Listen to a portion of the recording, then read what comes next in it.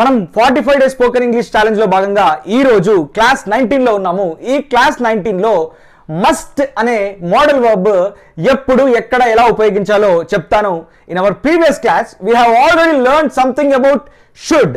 రాబోయే క్లాస్ లో వుడ్ గురించి నేర్చుకోబోతున్నాము. ప్రీవియస్ క్లాస్ లో షుడ్ గురించి నేర్చుకున్నాము, రాబోయే క్లాస్ లో వుడ్ గురించి నేర్చుకుంటాము. ఆల్రెడీ కుడ్ గురించి నేర్చుకున్నాము. ఇంగ్లీష్ లో ఈ కుడ్, షుడ్, వుడ్ ఎప్పుడు ఎక్కడ ఎలా మాట్లాడాలనేది చాలా కన్ఫ్యూజన్ గా ఉంటుంది. ఇప్పుడు ఈ కన్ఫ్యూజన్ కి మొత్తం ఒక క్లారిటీ ఇచ్చే ప్రయత్నం చేస్తాను. మనము మస్ట్ గురించి నేర్చుకుందాం. ఆల్రెడీ నేను ప్రీవియస్ క్లాస్లో షుడ్ గురించి చెప్పాను. షుడ్ అంటే ఏంటి? సింపుల్గా ఏదైనా ఒక పని చేయాలి, ఏదైనా ఒక పనిని మనము చేయాలి అని చెప్పినప్పుడు మనము షుడ్ని ఉపయోగిస్తాము. వెళ్ళాలి, ఐ షుడ్ గో. రావాలి, ఐ షుడ్ కమ్. తినాలి, ఐ షుడ్ ఈట్. నిద్రపోవాలి, ఐ షుడ్ స్లీప్. ఆడుకోవాలి, ఐ షుడ్ ప్లే. ఏదైనా ఒక పదం చేయాలి అని ఎండ్ అవుతుంది అనుకోండి, అప్పుడు మనము షుడ్తో చెప్తుంటాము. కానీ ఎప్పుడైతే మనము ఒక యాక్షన్ని లేదా ఒక సందర్భాన్ని కమాండింగ్గా, డిమాండింగ్గా, అథారిటేటివ్గా మనము నొక్కి చెప్తాము, ఎంఫసైజ్ చేసి చెప్తాము, మనం ఖచ్చితంగా పని జరగాలి అని చెప్తాము, ఖచ్చితంగా పని చెయ్యాలి అని చెప్తాము, తప్పకుండా పని జరిగి తీరాలి అని చెప్తాము, అప్పుడు మనము ఈ మస్ట్ని ఉపయోగిస్తాము. కాకపోతే మనం చాలా సందర్భాల్లో చేసే మిస్టేక్ ఏంటంటే మస్ట్ అండ్ షుడ్ని కలిపి వాడతాము. మస్ట్, షుడ్ విడివిడిగా వాడితే ప్రాబ్లం లేదు, కానీ మస్ట్ అండ్ షుడ్ని ఎప్పుడు కూడా కలిపి యూజ్ చేయొద్దు. సో ఈ మస్ట్ అంటే ఏంటి అని అంటే ఏదైనా ఒక పని తప్పకుండా చెయ్యాలి అని చెప్పినప్పుడు మనం మస్ట్ను ఉపయోగిస్తాము. అండ్ మిత్రులారా గుర్తుపెట్టుకోండి, ఈ మస్ట్ తర్వాత వర్బ్ ఎప్పుడు కూడా బేస్ ఫామ్ లో, దట్ ఈస్ ఫస్ట్ ఫామ్ లో వస్తుంది. ఇలా go, come, finish, work, speak, practice, follow, attend, learn, speak, listen, ఇలా ఈ రకంగా మనకు first form of the verb వస్తుంది అన్నట్టు. చాలా ఈజీ.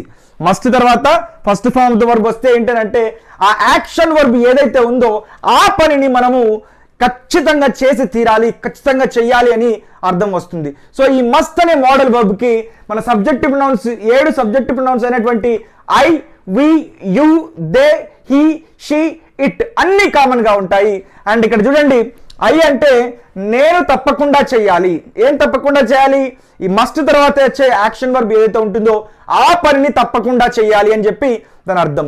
వి అంటే మేము తప్పకుండా చేయాలి. యు అంటే మీరు తప్పకుండా చేయాలి. దే అంటే దేతో స్టార్ట్ అయితే దే మస్ట్ అంటే వారు తప్పకుండా చేయాలి. హీ మస్ట్ అంటే అతడు తప్పకుండా చేయాలి. షీ మస్ట్ అంటే ఆమె తప్పకుండా చేయాలి. ఇట్ మస్ట్ అంటే అది లేదా ఇది తప్పకుండా చేయాలి. ఇక్కడ ఇట్ అంటే ఒక గవర్నమెంట్ని తీసుకుందాం. Government must ban liquor. Government must lockdown, shut down the schools. And government must ఏదైతే ఆ పనిని తప్పకుండా చేయాలి అని చెప్పాలనుకోండి, అప్పుడు మనము మస్ట్ అని అక్కడ మనం చెప్పాల్సి వస్తుంది. సో వి మస్ట్ అంటే మేము తప్పకుండా, యూ మస్ట్ అంటే మీరు తప్పకుండా చేయాలి అని చెప్పి ఇక్కడ కొన్ని వర్బ్స్ ఇచ్చాను, వాటితో కొన్ని ఎగ్జాంపుల్స్ చెప్పే ప్రయత్నం చేస్తాను. చూడండి, ఇక్కడ ఐ మస్ట్ కమ్, నేను తప్పకుండా రావాలి. నేను తప్పకుండా వెళ్ళాలి అంటే I must go. So I must come. మీరు తప్పకుండా ఈ పని పూర్తి చేయాలి అని చెప్పాలనుకోండి, you must finish this work అని చెప్తాం అన్నట్టు. సో ఇక్కడ ఐ మస్ట్ వర్క్ హార్డ్, నేను బాగా కష్టపడి పని చేయాలి. I must speak in English, నేను తప్పకుండా ఇంగ్లీష్లో మాట్లాడాలి, రోజు రెగ్యులర్గా ఇంగ్లీష్లో మాట్లాడాలి అని అన్నాను అనుకోండి, I must speak in English. I must practice English. I must follow Vashishta 360 classes, తప్పకుండా ఫాలో అవ్వాలి అని చెప్పి అన్నప్పుడు I must attend Vashishta 360 classes. I must అని చెప్పి మనం ఏదైనా ఒక పనిని మన విధిగా, మన డ్యూటీగా చెప్తాము, అప్పుడు మస్ట్ను ఉపయోగిస్తాము. ఏదైనా ఒక పనిని మనం బాధ్యతగా చెప్తాము, అప్పుడు ఉపయోగిస్తాము. ఏదైనా ఒక పనిని ఒక సంకల్పంగా, డిటర్మినేషన్తో చెప్తామో అప్పుడు ఉపయోగిస్తాము. ఏదైనా ఒక పనిని మనము ఒక అవసరం, ఇమీడియట్ రిక్వైర్మెంట్గా మనము అవసరంగా, తక్షణ అవసరం కదని చెప్తాము, అప్పుడు చెప్తాం. ఫర్ ఎగ్జాంపుల్, ఒక యాక్సిడెంట్ జరిగింది, డాక్టర్ దగ్గరికి నువ్వు తప్పకుండా డాక్టర్ దగ్గరికి వెళ్ళాలి, టీటీ ఇంజెక్షన్ వేసుకోవాలి, పెన్సిలిన్ ఇంజెక్షన్ వేసుకోవాలని మనం ఎవరికైనా నొక్కి చెప్తున్నాం అనుకోండి, తక్షణ అవసరం అది. You must visit a doctor, you must go to a doctor అని చెప్పి ఈ రకంగా చెప్తుంటాం అన్నట్టు. So you should go to a doctor అంటే ఒక ఒపీనియన్ కానీ, ఒక సజెషన్ కానీ, ఒక అడ్వైస్ని కానీ ఇచ్చినట్టు.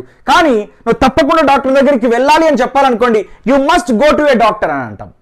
సో మస్ట్కి బదులు షుడ్ ఉపయోగిస్తే ఏమైనా అవుతుందా అంటే నో ప్రాబ్లం, బట్ జస్ట్ మీకు అర్థం అవ్వాలని చెప్పి మస్ట్ యూసేజ్ ఏంటో చెప్పాను. సో ఈ రకంగా మనము మస్ట్కి కనుక నాట్ యాడ్ చేసినట్టయితే మస్ట్ నాట్ అవుతుంది. అండ్ షార్ట్ ఫామ్లో నెగిటివ్ కాంట్రాక్షన్లో ఏమవుతుందంటే, షార్ట్ కట్లో నెగిటివ్ కాంట్రాక్షన్లో మజంట్ అంటాము, కాకుండా ఇంగ్లీష్లో ఎక్కడ మజంట్ అని మనం ఉపయోగించాం కాబట్టి మస్ట్ నాట్ అనే చెప్పాలి. ఇప్పుడు ఈ మస్ట్ను ఉపయోగించి పాజిటివ్ ఇంట్రాగేటివ్ నెగిటివ్ ఇంట్రాగేటివ్ సెంటెన్సెస్ని ఎలా ఫ్రేమ్ చేయాలో చెప్పే ప్రయత్నం చేస్తాను, జాగ్రత్తగా చూడండి. సాధారణంగా షుడ్ ప్లేస్లో మస్ట్ని, మస్ట్ ప్లేస్లో షుడ్ని ఉపయోగించవచ్చు. కాకపోతే కొంచెం ఎంఫసైజ్ చేసి చెప్పినప్పుడు, నొక్కి చెప్పినప్పుడు, ఆ పనిని ఖచ్చితంగా చెయ్యాలి అని చెప్పినప్పుడు మస్ట్ని ఉపయోగించాలి, అంతే తేడా. కానీ ఈ మస్ట్ని షుడ్ని ఆల్టర్నేట్గా ఉపయోగించి మాట్లాడితే నువ్వు ఎందుకు ఇలా మాట్లాడావు అని చెప్పి వరల్డ్లో ఎవ్వరు ఏ గ్రామర్ వచ్చినటువంటి నిష్ణాతులైనటువంటి నిపుణులు కూడా మిమ్మల్ని అడగరు. So we can use must and also should alternatively, but not at a time. Must and should అని చెప్పి ఒకేసారి ఉపయోగించొద్దు, ఇండివిజువల్గా ఉపయోగించవచ్చు. అండ్ ఇక్కడ చూడండి కొన్ని ఎగ్జాంపుల్స్ ఇచ్చాను. వి మస్ట్ లెర్న్, నేను నొక్కి చెప్తున్నాను. వి మస్ట్ లెర్న్ అంటే మనము తప్పకుండా నేర్చుకోవాలి అని అర్థం.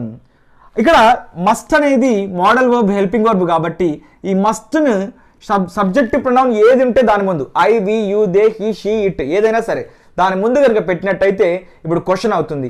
మస్ట్ వి లెర్న్ అంటే మనం తప్పకుండా నేర్చుకోవాలా అని చెప్పి. సో సాధారణంగా మస్ట్ వి లెర్న్ అని చెప్పి ఇంగ్లీష్లో ఎవరు వాడరు, కానీ మస్ట్ వి లెర్న్ అని ఇది గ్రామటికల్గా కరెక్ట్ సెంటెన్స్. సో మనము షుడ్ వి లెర్న్ అని క్వశ్చన్ అడుగుతుంటాం. యూజువల్గా షుడ్ వి లెర్న్ అని క్వశ్చన్ అడుగుతాం, మనం నేర్చుకోవాలా అని చెప్పి. మస్ట్ వి లెర్న్ అంటే మనం తప్పకుండా నేర్చుకోవాలా అని అర్థం అన్నట్టు. సో మనం నేర్చుకోవద్దు, తప్పకుండా నేర్చుకోవద్దు అని చెప్పాలనుకోండి, వి మస్ట్ నాట్ లెర్న్. మస్ట్కి నాట్ యాడ్ చేస్తే వి మస్ట్ నాట్ లెర్న్ అని అవుతుంది.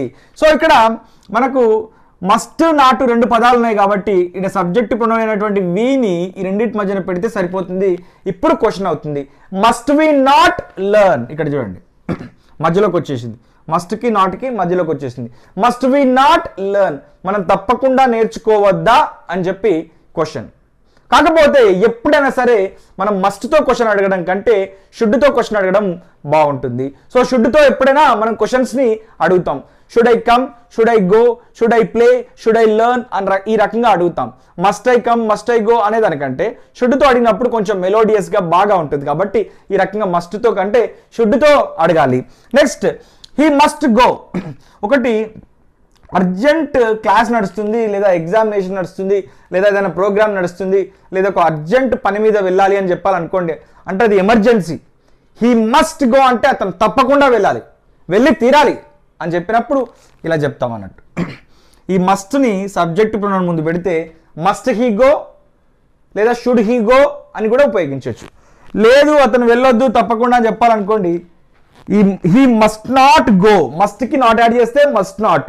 కానీ మనం ఇక్కడ ఎక్కడ కూడా మనం మజంట్ అంటలేము. ఎందుకనంటే మజంట్ అనే పదము మనం ఫ్రీక్వెంట్గా ఇంగ్లీష్లో యూజ్ చేయం కాబట్టి మజంట్ అని వాడట్లేదు. మజంట్ అన్నా కూడా నో ప్రాబ్లం. అండ్ ఇక్కడ హీ ఈ మస్ట్కి నాట్కి మధ్యన ప్లేస్ చేసినట్టయితే ఇలా మనకు మస్ట్ హీ నాట్ గో అని చెప్పి క్వశ్చన్ వస్తుంది. అతను తప్పకుండా వెళ్ళవద్దా అని క్వశ్చన్ వస్తుంది అన్నట్టు ఇక్కడ. Next I must help them. వారికి నేను తప్పకుండా హెల్ప్ చేయాలి, నేను హెల్ప్ చేయకపోతే వారు ప్రమాదంలో పడతారు అనే సిచ్యువేషన్ ఉందనుకోండి, ఐ మస్ట్ హెల్ప్ దెమ్ అంటే నేను ఖచ్చితంగా హెల్ప్ చేయాలి, ఇది నా డ్యూటీ అని దాని అర్థం. సో ఇక్కడ ఉన్నటువంటి మస్ట్ని మళ్ళీ సబ్జెక్ట్ ప్రొనౌన్ ముందు పెడితే must I help, I must help, must I help. కానీ మీకు ఒక విషయం చెప్పాను, ఈ మస్ట్ కంటే మనం క్వశ్చన్ అడిగినప్పుడు షుడ్ని ఎక్కువగా ఉపయోగించాలి అని చెప్పి. షుడ్ ఐ హెల్ప్, నేను హెల్ప్ చేయాలా, మస్ట్ ఐ హెల్ప్ అని అన్నా కూడా తప్పులేదు, బట్ ఎక్కువగా మనం షుడ్ ఐ హెల్ప్ని తీసుకుంటాం అన్నట్టు. సో నేను హెల్ప్ చేయవద్దు తప్పకుండా అని చెప్పినప్పుడు ఐ మస్ట్ నాట్ హెల్ప్ అని ఈ రకంగా ఉపయోగిస్తాము. ఇప్పుడు ఈ మస్ట్కి నాట్కి మధ్యన ఇక్కడున్న ఐని తీసుకెళ్ళి సబ్జెక్ట్ ప్రొనౌన్ ఐ కావచ్చు, we, you, they, he, she, it ఏదైనా కావచ్చు, మధ్యలో పెడితే must I not learn or must I not help, నేను హెల్ప్ చేయవద్దా అని ఇక్కడ వస్తుంది. హెల్ప్ చేయవద్దు, I must not help. So next, they must win. ఒక టీం ఉంది, వాళ్ళు ఫైనల్కి వెళ్ళాలంటే ఇప్పుడు ఆడే మ్యాచ్, సెమీఫైనల్ మ్యాచ్ తప్పకుండా గెలిచి తీరాలి అని చెప్పాలనుకోండి, దే మస్ట్ విన్ అని చెప్తాం. ఖచ్చితంగా వారి మ్యాచ్ గెలిచే తీరాలి తప్పకుండా అని చెప్పినప్పుడు. సో ఈ మస్ట్ని ఇప్పుడు సబ్జెక్ట్ ప్రొనౌన్ ముందు కనుక ప్లేస్ చేసినట్టయితే పెడితే మస్ట్ దే విన్, వారు తప్పకుండా గెలవాలా అని వస్తుంది అన్నట్టు. ఇక్కడ వారు తప్పకుండా గెలవాల్సిన అవసరం లేదు లేదని చెప్పాలనుకోండి, they must not win or they mustn't win. ఇక్కడ మస్ట్ నాట్ రెండు ఉన్నాయి కాబట్టి ఇక్కడ సబ్జెక్ట్ ప్రొనౌన్ తీసుకొచ్చి మధ్యలో పెడితే మస్ట్ దే నాట్ విన్. ఇక్కడ చూడండి మధ్యలోకి వచ్చేసింది, మస్ట్ దే నాట్ విన్, వారు తప్పకుండా గెలవద్దా అని చెప్పి ఇక్కడ క్వశ్చన్ వస్తుంది, ఇంట్రాగేటివ్ క్వశ్చన్ వస్తుంది. ఈ రకంగా షుడ్ని మస్ట్ని ఆల్టర్నేట్గా ఉపయోగించవచ్చు, కానీ ఐ రిపీట్ మస్ట్ అండ్ షుడ్ని కలిపి ఉపయోగించదు ఎప్పుడు కూడా. So hope you understand. All the best.